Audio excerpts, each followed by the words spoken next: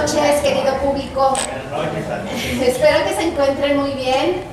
Quiero darles la bienvenida a este primer programa de solistas de la Orquesta Sinfónica de la Universidad de Guanajuato, y me voy a permitir presentar a los maestros que hoy tienen este programa para presentar a todos ustedes. Es el ensamble Olos, y les voy a presentar aquí a mi derecha a Fidel Berrones Go en el violín. Barajas Bermejo, violonchero. Y a Carlos Figueroa como pianista. Bien, pues sin más les dejo con los maestros. Muchas gracias y éxito. Gracias. Buenas noches, les agradecemos mucho su presencia. Estamos muy emocionados con este concierto. Es nuestro debut como grupo, como sociedad de músicos, y es importante para nosotros este concierto como proyecto musical, como un grupo, porque nos estamos proponiendo retos, nos estamos proponiendo un programa bastante ambicioso, un programa bastante que espero disfruten bastante. Nosotros en la preparación del mismo lo hemos disfrutado mucho. Un programa con dos compositores sencillos, así de simple, Manuel María Ponce, Ludwig van Beethoven. Y bueno, pues yo quisiera dejarle la palabra a los compañeros en esta. Yo quisiera hablar un poco de la primera obra que vamos a interpretar. El trío romántico de Manuel Ponce lo empezó a escribir en 1905, cuando él se encontraba en Italia. Lo terminó de componer alrededor de 1911.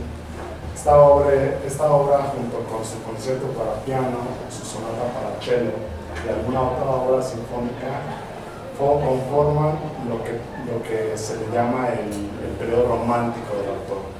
En ella podemos ver los 4 movimientos, en cada uno de ellos un corte muy europeo todavía. Sin embargo, en el segundo movimiento y en el cuarto empieza a tener tintes con melodías nacionalistas, que es el sello del maestro Manuel Ponce.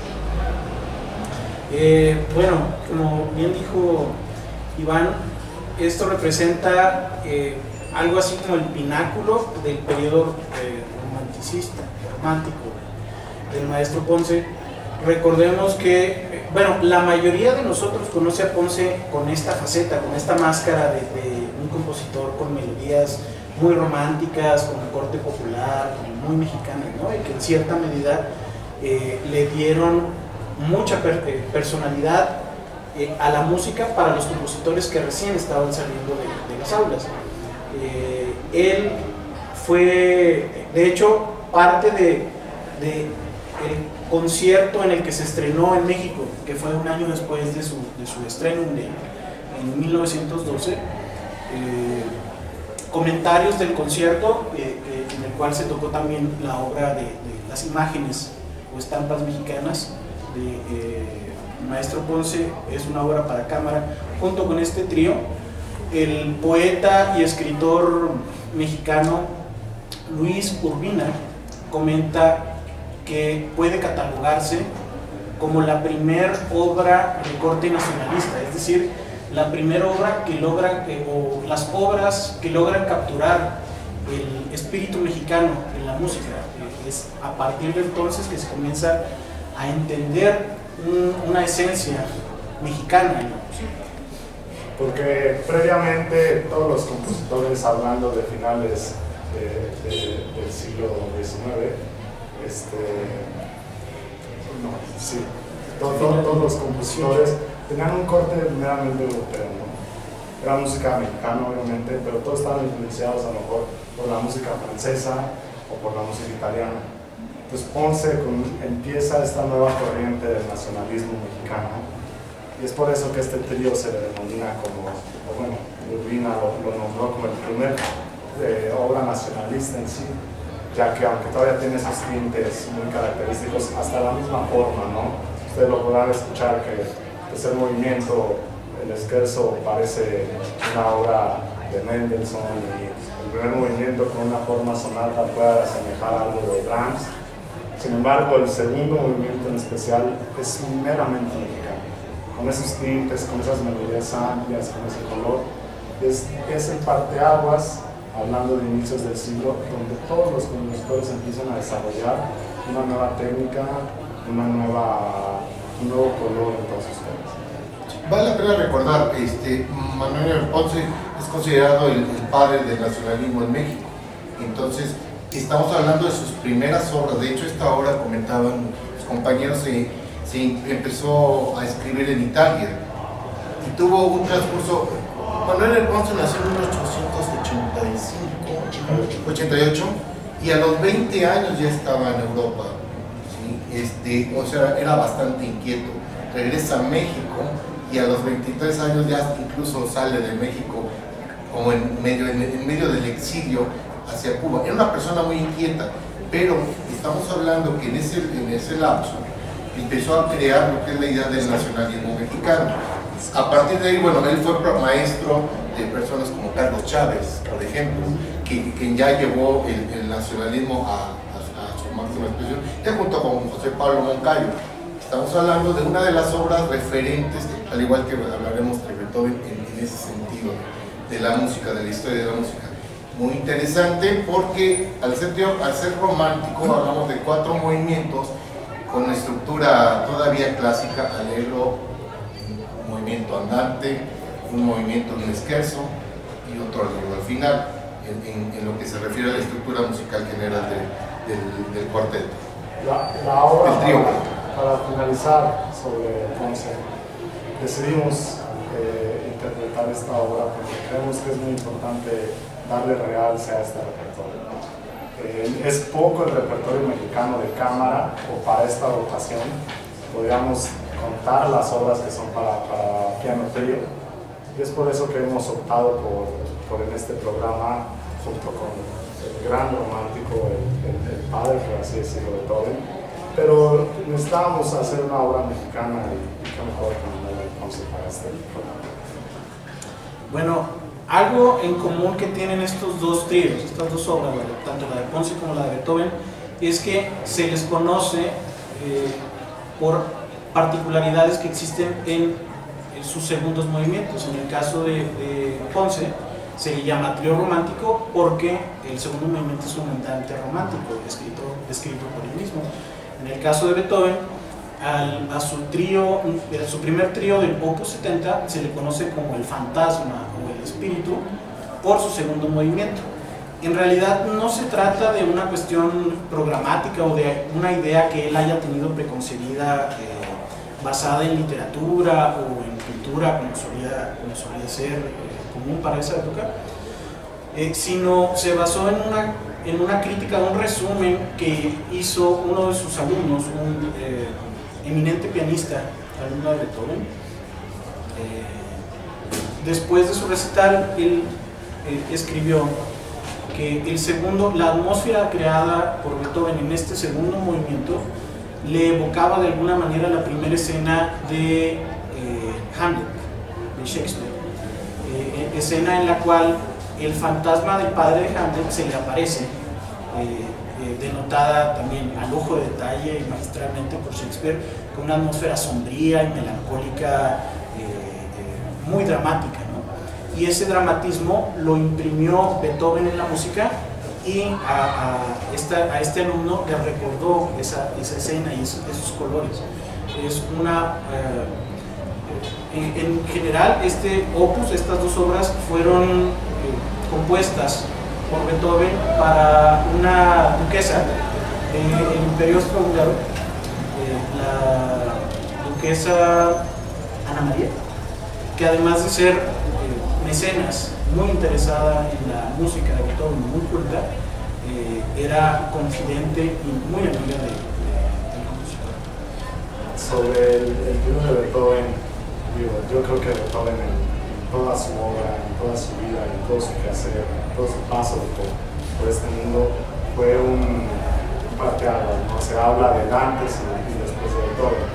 En el caso de la forma trío, platicábamos que previo a Beethoven, Mozart, Haydn, los compositores clasicistas que fueron los que iniciaron con esta forma compositiva, el trío tenía una forma muy diferente. Básicamente parecía mucho una obra para piano y violín, ya que el cello fungía como la mano izquierda, o tocaba tal cual, doblando la mano izquierda del piano, ¿no? Entonces, Beethoven con su obra revoluciona en el punto en el que ya no es únicamente como violín y el cello doblando algo que está haciendo el piano, sino que empieza a hacer un diálogo entre los tres instrumentos, empieza a poner cosas, rigores, pregunta-respuesta, empieza a poner muchas cosas que hacen que tenga un color y una forma muy distinta a todo lo que se viene haciendo. Además, bueno, Beethoven escribe tríos en principio de su carrera como compositor, y los primeros tríos estaban bajo la estructura y el carácter del rigor clásico, del periodo clásico, o sea, todavía con influencia mozartiana de Haydn. Cuando llegamos a estos dos tríos, que es el trío del Opus 70, el número 1, que es el que vamos a interpretar, y el número 2, que se estrenan en el mismo concierto, en la misma presentación, estamos hablando que los primeros bocetos de estos tríos se hicieron también conjuntamente con la Sinfonía Pastoral. ¿Qué quiere decir esto? Ya estábamos hablando de la transición al romanticismo, de la época romántica a la apertura del romanticismo, de lo que es la música en general. O sea, Beethoven, recordemos, es el que expone la música, ya en el romanticismo la abre, y este trío precisamente lo similar a Ponce es la transición hacia una nueva etapa de la música. En el caso de Ponce, al nacionalismo, y en el caso de esto representa también la transición hacia lo que es el romanticismo en el periodo de la música. Cabe mencionar que obviamente los compositores no tenían esto en la cabeza, ¿no? Beethoven no decía, voy a hacer una obra que ya no va a ser clásica, ni Ponce decía, voy a hacer una obra nacionalista, no, simplemente ellos estaban innovando, ellos estaban haciendo algo nuevo, ellos estaban buscando una nueva manera de expresar todo lo que tenían dentro. Yo recuerdo y siento que Beethoven, cuando empieza a tener todo este problema con la sordera y los problemas que trajo eso, en sus cartas él describía que ella quería la muerte, ¿no? Sin embargo, decía que no quería morir hasta llevar a lo máximo su capacidad. Él decía que todavía tenía mucho que dar hacia la humanidad. Él decía que todavía tenía mucha música que entregar. Entonces, recordemos que tanto Beethoven como Ponce, sin compararlos, son personas que siempre han estado buscando la innovación en su diferente época, en su diferente ámbito, y es por eso que este programa nos parece bastante interesante. Y espero que estés también. ¿Hay alguna pregunta?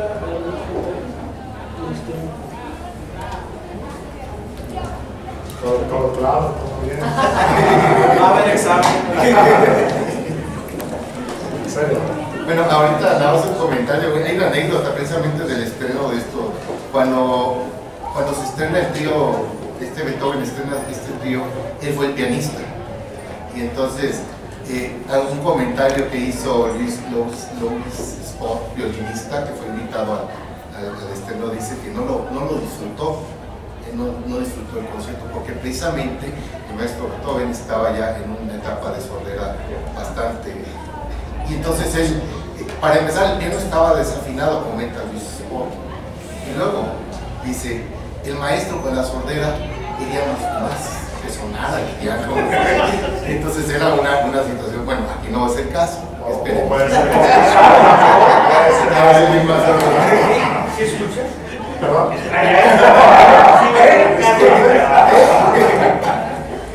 Sí.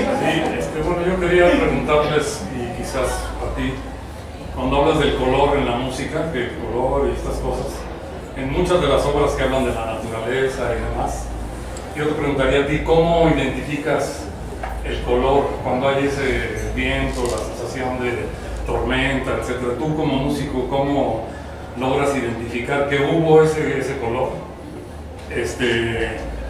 ¿Cómo logras conceptualizarlo, sentirlo?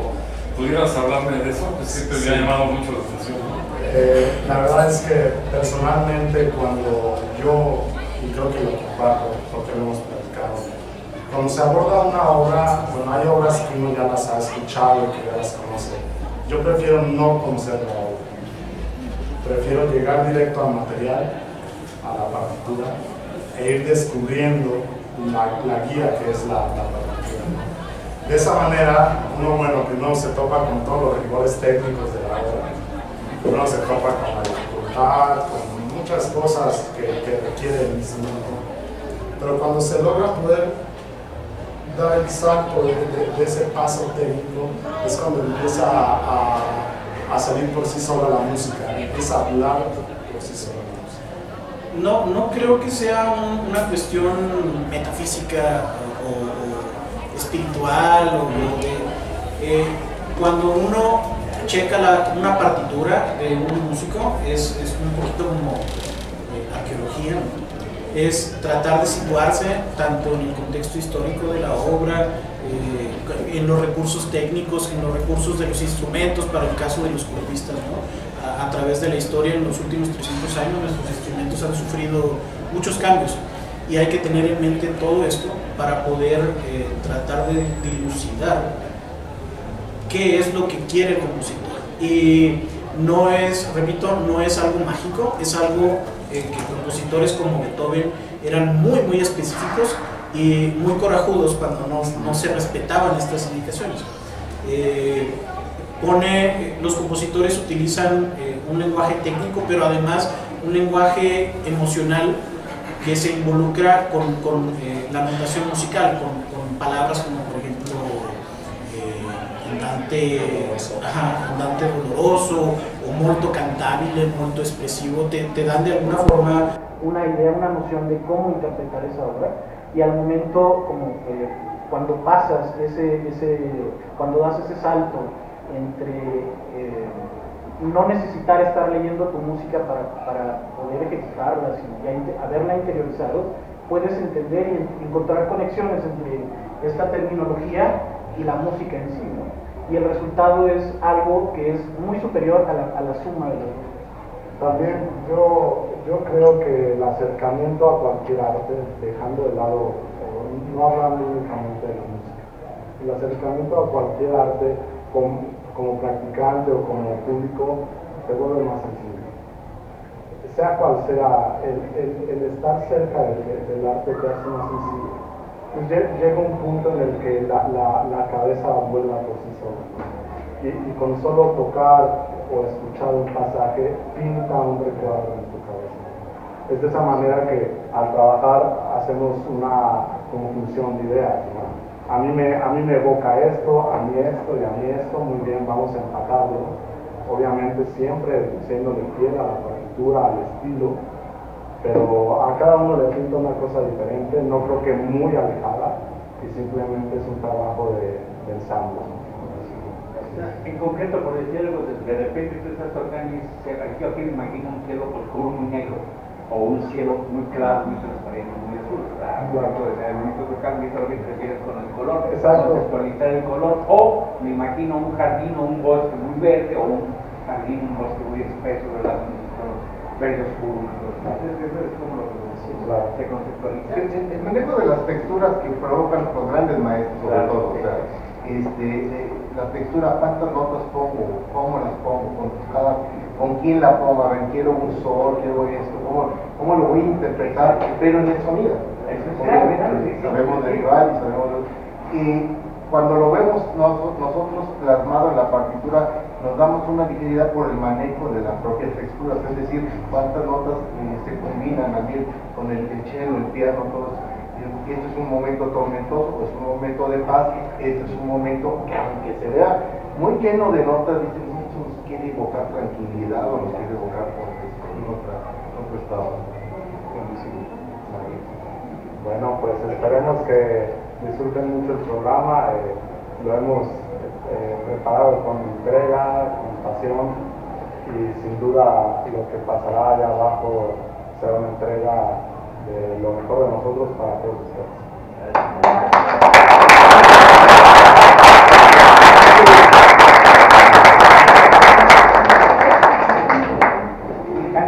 No me lo pierdo. Bueno, ahora